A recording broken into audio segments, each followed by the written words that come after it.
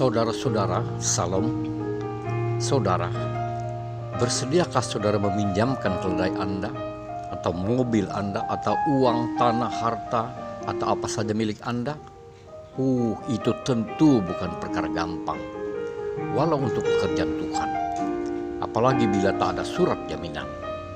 Saudara, dalam nas ini dikisahkan adalah seseorang, entah siapa namanya, tak disebutkan. Ketika Yesus dan murid-muridnya telah sampai di Betfage, Yesus menyuruh 2 orang muridnya untuk melepaskan keledai yang tertambat yang ada di kampung di depan sana.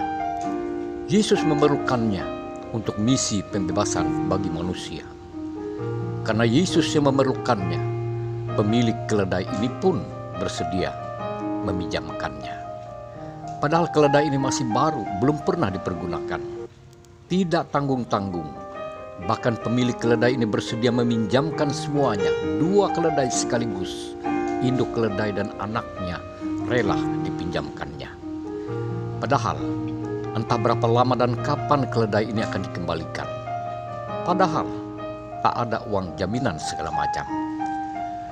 Alkitab mengisahkan dengan polos tanpa mengada-ada, tanpa ada maksud atau ada udang di balik batu, menyaksikan kepada kita bahwa setiap orang yang berpengharapan pada Yesus mau melakukan apa saja bagi Yesus, untuk memuliakan nama Yesus, mengabdikan segalanya hanya bagi Yesus, bukan untuk yang lain.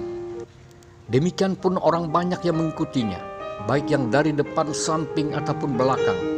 Ada yang bersedia mengalasi keledai ini. Ada pula yang menghamparkan pakaian mereka atau daun palem dengan kesadaran penuh sebagai sikap hormat mereka pada Yesus. Hanya Yesus yang mereka agungkan. Tak ada niat ambil kesempatan dalam kesempitan.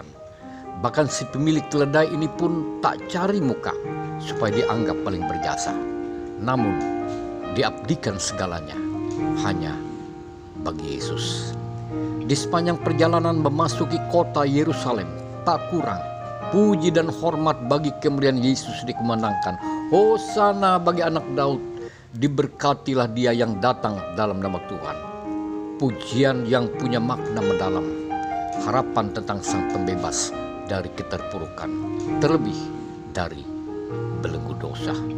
Ayat 9. Di sisi lain, Yesus memasuki kota Yerusalem dengan menunggang seekor keledai, syarat makna, menggenapi nubuat para nabi sebelumnya, simbol bahwa dia yang datang adalah raja dengan misi pembebasan, bukan pembawa petaka, perang, atau bencana.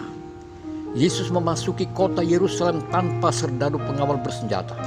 Yang ada hanyalah orang-orang kecil, para gembel, orang-orang merana yang mengharapkan suatu masa depan yang penuh harapan.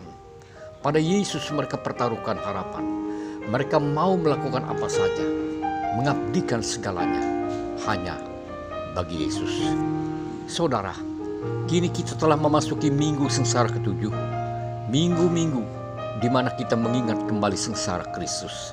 Tentu tidak sekedar untuk mengingatnya begitu saja, tanpa makna, tanpa berbuat apa-apa.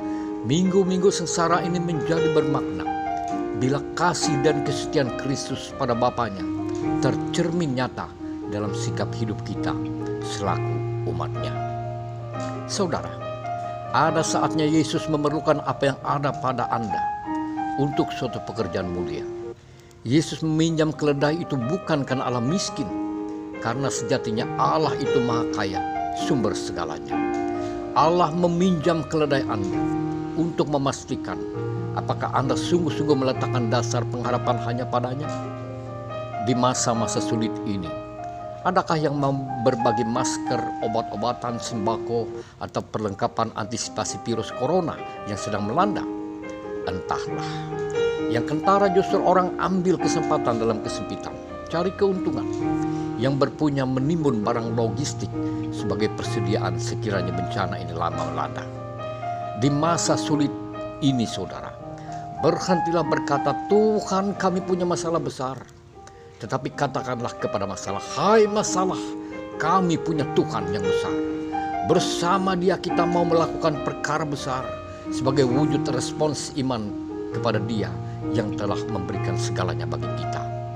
Yesus meminjam keledai kita karena Yesus mau bekerja sama dengan kita untuk ambil bagian dalam misi Allah, karya penyelamatan bagi dunia.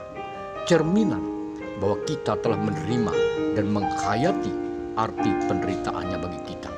Arti pengorbanannya tidak menjadi sia-sia dalam hidup kita. Amin.